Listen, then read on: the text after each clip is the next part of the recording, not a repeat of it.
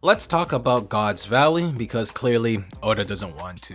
Or at least he's keeping this incident close to his chest, waiting for the perfect time to reveal it, because I believe this incident is one of the most important events in One Piece history, outside of the Void Century, of course, as it has a lot of repercussions that came out of the fallout from this great battle. And the fact that they keep repeatedly mentioning this event and the Rocks Pirates but has yet to fully showcase what exactly happened leads me to believe that Oda wants to reveal this on a much grandiose scale and give us a fully fleshed out flashback, regardless of who it may come from, maybe Garp, Big Mom, Kaido in the future, or someone else linked to this event. I believe this incident is far more important than we could ever imagine, and it has links to not only the One Piece, but possibly the Void Century. The reasons I believe this to be the case is because God's Valley was wiped off the face of the map, or so it was told, and the only times this ever happens in the story is one, when things get way out of hand like Enies Lobby,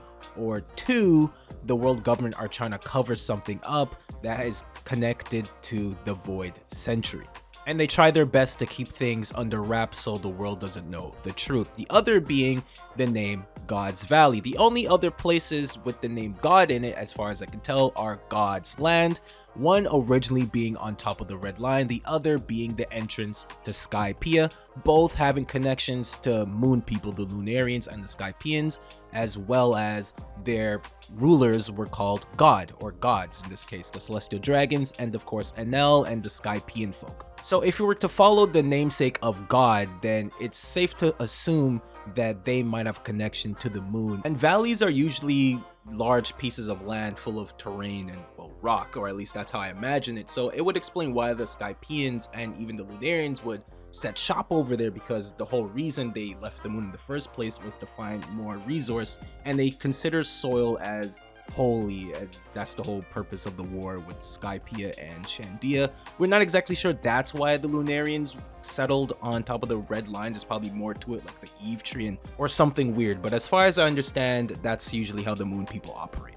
Now, to fully understand the importance of this island, let's take a look at Roxy Xebec and his goal. As little is known about him, but he is definitely one of the most influential pirates outside of Roger, where this man wanted to become king of the world. And so he decided to go to God's Valley in hopes for something we're not exactly sure of, but whatever was here would definitely progress his plan exponentially, because I don't think he just go here for no reason, as he also planned to get rid of the Celestial Dragons and their slaves until Roger and Garp had to team up and stop him. Unlike most pirate groups, he would directly attack the world government like a terrorist organization, very similar to the Revolutionary Army. More on that later, I promise. He was also a person that was known to explore taboo subjects, and that usually means Void Century and Poneglyph stuff. So going by that, it would be safe to assume that he went to God's Valley as a way to exponentially progress his goal of becoming king of the world, and there was something there that would allow him to achieve this. Now, what exactly was there, we're not exactly sure. It could have been a poneglyph, it could have been an ancient weapon. I kind of doubt it, as it would only leave Uranus as the only possible option, and we know nothing about that, so it's still a possibility, but I'm not exactly sure on that one. Of course, it could be much simpler. He went there to kill the Celestial Dragons, as they're basically the rulers of the world, and they honestly are the root of all evil and problems in One Piece, so getting rid of them would allow him to become king of the world. Either way, he does not like the Celestial Dragons or the world government. But that still does not answer the question as to why Rox was there in the first place, and well, the answer to that might lie within Kaido, as we learned that he got his devil fruit from Big Mom on the fateful day that the rocks fell. So it's most likely that that devil fruit was on God's Valley, and that's where Big Mom picked it up, and thus Kaido owes her a lifelong debt. Now, they do mention this devil fruit as legendary, kind of similar to Sun God Nika's fruit, so it might be possible that this devil fruit is very special, and there's evidence to back this up. As you see with the Celestial Dragons, they do have some weird obsession with the dragon species, trying to recreate them, trying to recreate or duplicate the devil fruit of Kaido's. even naming themselves Celestial Dragons and the Hoof of the Soaring Dragon. There's more to it. I did make a video about this previously. You can check the eye above this video. Assuming this devil fruit was there, I don't think it was on the island for no reason, but unfortunately we will not know what truly happened for a very long time, as no one involved in the incident likes talking about it. As far as we understand, Garp and Roger had to team up to take out the Rock's pirates. I absolutely do not believe that they defeated everyone there.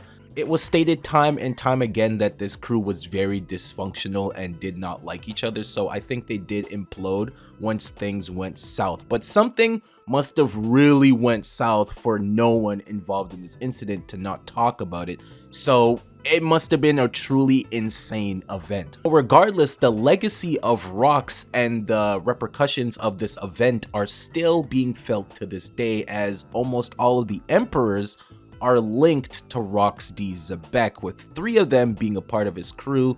Blackbeard seems to be inspired by him, and well, Shanks, we're not really sure if he's connected to him, but it really wouldn't surprise me at this point. There is a theory out there that Shanks could potentially be the son of Rocks. He is about 39 years old, so he'd be 1 year old by the time of the event, and one thing that could support this is when Rayleigh and Roger first met Momonosuke and Hiyori, they said it's been ages since they last held a baby, and well, Shanks and Buggy were both on the crew at very young ages, a lot younger than most of us thought they were, so it's most likely the case that these two were actually raised on the crew by the Roger pirates. So it's possible that they could have been the children of one of the slaves on the island and they just so happened to be there, and after the event maybe Roger picked them both up despite them both being from the Grand Line, the West Blue.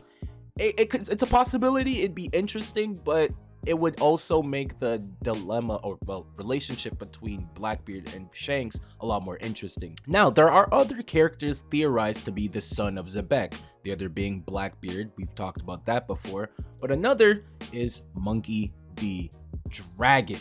We have floated around the idea that Dragon was also inspired by Rocks D. Zebek because the Revolutionary Army, similar to the Rocks Pirates, are directly going against the world government, trying to overthrow them. But going based on how Garp operates, it really wouldn't surprise me if he forced Dragon to enlist as a Marine, similar to how he was trying to do Luffy, and he was also present on God's Valley because at this time he would have been around 19 years old, I think. So it's possible Dragon was involved with the incident as well, or maybe heard of it, and because of Rocks' exploits and what he did during this battle, he was inspired by him and thus planted the seed of the Revolutionary Army that would take decades to nurture.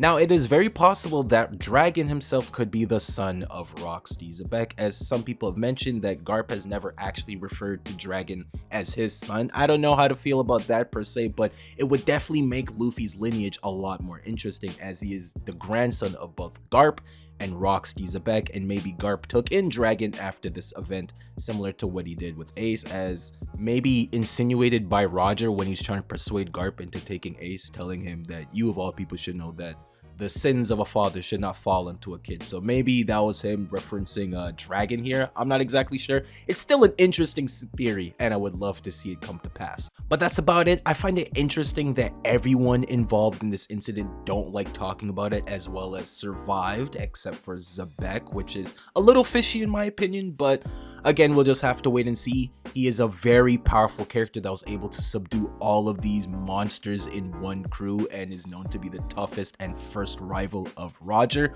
only being defeated by Garp and Roger, and thus was able to give Garp the title of hero in the Navy. So that's very interesting that despite he has this very heroic and grandiose title, he doesn't really like talking about how he got it. But as you can see, even if Zebek truly is dead, his legacy moves on and it still affects the world to this day. Let me know in the comments down below what you think happened in God's Valley. Is Zebek still alive? Does he have any children running around? And most importantly, do you think we will ever go to the island of God's Valley? Is it truly vanished, or is it still out there somewhere? Let me know in the comments down below. I hope you guys have a good day and a good night. I'll catch you guys on the next one. Peace.